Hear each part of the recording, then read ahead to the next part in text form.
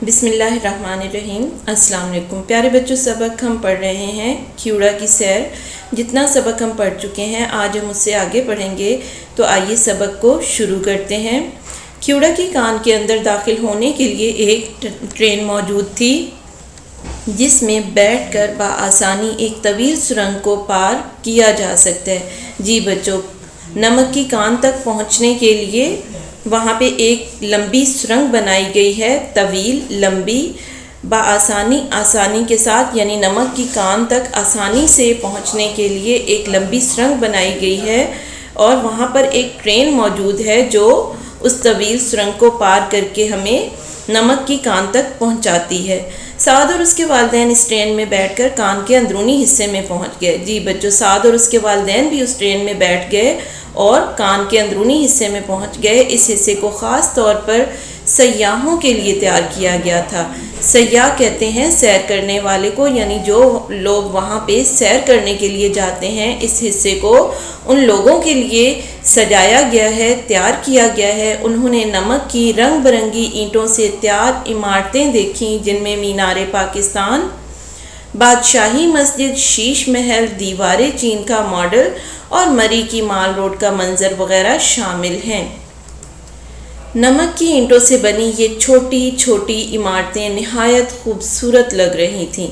जी बच्चों, ये तमाम इमारतें नमक की ईंटों से बनाई गई हैं और ये बहुत ही खूबसूरत लगती हैं। इन इमारतों के अंदर बिजली से रोशन होने वाले बल्ब भी लगाए गए थे जिनकी रोशनी से ये और भी हसीन दिखाई दे रही थी। हसीन यानी खूबसूरत लग रही थी। साद हर चीज़ को बहुत गौर से देख रहा था। उसने वहाँ नमक के पानी के बहुत बड़े बड़े तालाब भी देखे।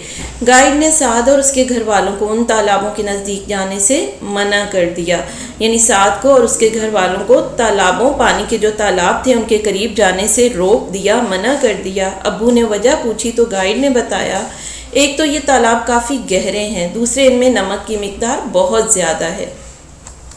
जी प्यारे बच्चों, ये वो सुरंग है जिसके ज़रिए से ट्रेन में बैठकर नमक की कान तक पहुंचा जाता है। अंदर की तमाम दीवारें नमक की ईंटों से बनी हुई हैं। जैसा कि आपको ये नज़र आ रहा है कि ये तमाम नमक की ईंटें हैं। ये कान में बनी हुई मस्जिद है, इसे भी नमक की ईंटों से बनाया गया है। जी प्यारे बच्चों, ये मीनारे पाकिस्तान आपको नज़र आ रहा होगा, इसे भी नमक की ईंटों के साथ बनाया गया है।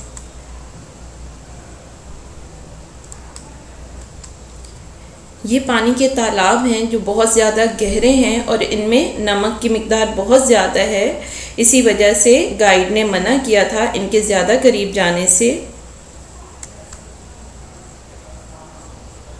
जी बच्चों, ये शीश महल बनाया गया है यहाँ पे।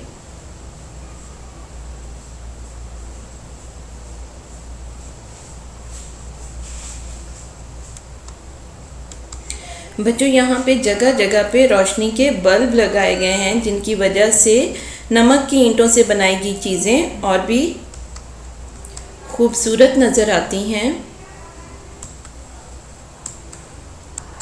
साद को नमक की दीवारें भी बहुत पसंद आईं।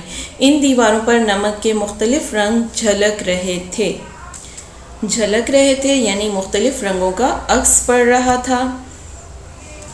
गाइड ने बताया कि कान का दर्जा हरारत सर्दी गर्मी में मोतदिल रहता है यानी एक जैसा रहता है। सर्दी हो या गर्मी हो, कान में टेम्परेचर जो है एक जैसा ही रहता है। यहाँ से निकलने वाले नमक से पाकिस्तान ना सिर्फ अपनी ज़रूरियात पूरी करता है बल्कि दूसरे मुल्कों को भी ये नमक बरामद करता है यानी बाहर दूसरे ममालिक को भी नमक भेजता है। कान के अंदर एक कैंटीन थी। कैंटीन कहते हैं खाने पीने की अशिया की दुकान, जहां बहुत से लोग खाने पीने की चीज़ें ख़रीद रहे थे। साद और उसके घर वालों को भूख और प्यास महसूस हो रही थी, चुनांचे उन्होंने वहां से खाने पीने की चीज़ें ख़रीदी और इत्मीनान से कुर्सियों पर बैठकर खाईं। जी बच्चों, यहाँ पे आपको नज़र आ रहा होगा कि डिफरेंट कलर्स हैं नमक की दीवारों के, मुख्तलिफ रंग झलक रहे हैं, मुख्तलिफ रंगों के अक्स मौजूद हैं। जी बच्चों, ये नमक की कान में मौजूद कैंटीन है जहाँ से खाने पीने की चीज़ें मिलती हैं। साद की अम्मी को नमक से बनी सजावटी अशिया बहुत पसंद आई।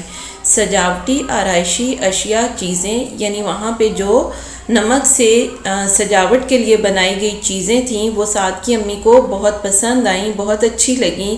उनमें नमक से तैयार किए हुए मुख्तलिफ़ खिलौने, टेबल लैंप और बर्तन वगैरह शामिल थे। उन्होंने अपनी पसंद की कुछ चीज़ें ख़रीद लीं। साद के अब्बू ने सबकी तस्वीरें बनाई ताकि यादगार रहें, याद रखी जाएं। वापसी पर उन्होंने गाइड का शुक्रिया अदा किया और साद से आज की सैर के दौरान हासिल होने वाली मालूमात के बारे में पूछा। जी, साद के अम्मी अब्बू ने गाइड का शुक्रिया अदा किया और फिर साद से सैर के दौरान हासिल होने वाली मालूमात जानना, इल्म होना किसी चीज़ के बारे में, सैर के दौरान होने वाली मालूमात के बारे में पूछा। साद ने खुश होकर जवाब दिया, जी अब्बू, आज मैंने दुनिया की दूसरी बड़ी नमक की कान के बारे में बहुत कुछ जाना और अपनी आँखों से देखा। साद ने नमक की कान से हासिल होने वाली मालूमात का मुख्तसर थोड़ा सा हाल अपने अब्बू और अम्मी को सुनाया और कहा कि मुझे आज का सफ़र हमेशा याद रहेगा, यानी ये सफ़र उसके लिए यादगार बन गया था। जी बच्चों, ये सफ़र उसके लिए यादगार क्यों बन गया था? क्योंकि उसने दुनिया की दूसरी बड़ी नमक की कान की सैर की थी और वहाँ से उसने बहुत सी मालूमात हासिल की थी। ये सैर उसके लिए बहुत दिलचस्प थी। वो इस सैर से बहुत लुत्फ़अंदोज़ भी हुआ था और उसकी मालूमात में भी इजाफ़ा हुआ था। बच्चों, आज का लेक्चर हमारा यहीं पे ख़त्म होता है। अल्लाह हाफ़िज़।